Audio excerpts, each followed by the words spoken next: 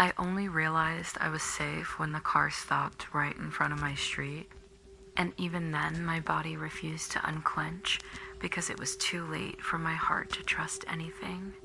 I had just left a work event, laughing on autopilot, pretending I still had energy, but inside I wanted silence in my bed. The air outside smelled like cold asphalt and wet trash, and I was sober enough to remember every detail later, which is the worst part because I cannot blame alcohol or confusion. I saw the dent on the door, the dull glow of the dashboard, the rearview mirror with a little charm swaying, and the driver's voice that sounded practiced, polite, normal. The kind of normal that makes you lower your guard. And I did for a few minutes until something shifted inside me, like the world got darker without the streetlights changing. And suddenly, it was just me and my instincts pounding on the inside of my ribs. At first, it felt routine. He asked if I had a good night. I answered the way women learn to answer, with calm, with softness. With the invisible smile you give in the dark, I watched the map on my phone to stay busy. The blue line guiding us home, the car took the right turns, and I told myself this ride would be nothing. Just another tiny slice of life until he asked the first wrong thing. It was not crude, it was specific. He mentioned the exact bar I had been at, the exact part of town. Like he knew where I came from before I ever spoke. I asked how he knew and he laughed, said he drives that area all the time, said he picks up people from there constantly, and I felt that small warning bloom in my stomach because I had not told him anything. I had only shut the door and buckled my seatbelt, and still he knew. And the feeling of being watched started creeping in like smoke when we turned onto the last avenue. My street appeared ahead and relief hit me so hard it almost hurt. Because exhaustion makes you want to believe you are fine. He pulled over perfectly right in front of my building. Then I said thank you, already grabbing my bag. Already rehearsing the move of opening the door and slipping into my gate, but the handle would not move. I pulled gently like it was a normal lock, pulled again harder, nothing. And then I heard it, a quick dry click. Like the car itself had decided I was not leaving. My face went hot, my hands went cold. And I forced my breathing to stay steady because I knew if he smelled panic, I lost the only power I still had. He did not turn around. He did not look at me directly, which was worse. He stared forward like we were waiting at a light, and he said, low and unhurried, that I could relax, that it was just 1 minute. Like he was asking someone to be patient in a checkout line. I asked why the door would not open, keeping my voice normal, trying to sound annoyed instead of scared. And he answered with a sentence that made me swallow wrong. He said I seemed like a good person, different, and he only wanted to talk for a moment, and the way he said talk felt like a hand closing around the air. I looked outside. The street was empty. No windows lit, no footsteps, just distant road noise. And I understood that the world could keep moving without ever knowing. I was trapped 2 meters from home while I thought about screaming. But my throat locked up because screaming is a promise of escalation. And I had no idea what he had in the car. I had no idea what he would do if I turned this into a fight. So I did what survival teaches you. I created presence. I lifted my phone like I was calling someone, and he said, "You do not need that, not as a request, as a warning." And the fear became heavier, not just fear. The certainty that he was testing how far he could push. I did not actually dial yet.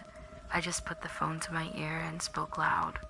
Like my partner was on the line, I said I was outside. I said the gate camera already saw me. I said he should come downstairs right now. And I was not speaking to the phone. I was speaking to the car, to the street. To him, I said the building number. I said the car color. I said the plate as best as I could. And I heard his breathing change for the first time, short and irritated. He turned just enough for me to see the corner of his smile disappear. And I knew I had hit the right nerve. He wanted quiet, he wanted privacy. He wanted this to stay unspoken, unrecorded, unprovable. And I was building a loud story in real time. I kept going. I added more witnesses. I said my dad was awake. I said the doorman was watching. I said someone was walking toward my gate. Each lie became a stone in his path. And he tried to flip it on me, said I was overreacting, said he was just being kind, said the night is dangerous for girls like me. And the way he said girls like me made my skin crawl. Then I heard the second click. The beautiful one. The one that meant the lock had released. I did not thank him. I did not argue. I just got out and started walking fast. Not running yet, because running admits fear. I moved like I was normal until I reached the gate. I typed my code with fingers that would not cooperate. And when I got inside, I did not turn on the hallway light, because a sick thought hit me. If I turn on the light, he will know exactly which door is mine, exactly which floor I am on. And I climbed the stairs in darkness, hand sliding over the cold rail, listening to every sound like it was a warning. And when I reached the small corridor window and looked down, his car was still there, parked, silent, waiting. As if he needed one more clue, I watched him shift the car forward a little, improving the angle like he was trying to see more. And I understood the truth in my bones. He did not want to scare me. He wanted information.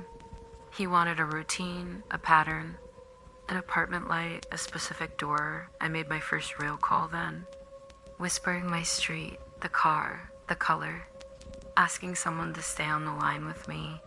And right as I spoke, I heard a door open below. My whole body froze. I peeked again and saw him outside the car, looking up, not at the whole building, at certain windows, hunting for the one that would betray me.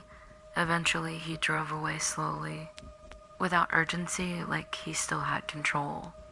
And when morning finally came, I opened the app to report him, hands shaking and my stomach dropped, because the driver on my ride history had a different name, a different photo, and the route looked perfect, clean, normal, like my locked door never happened.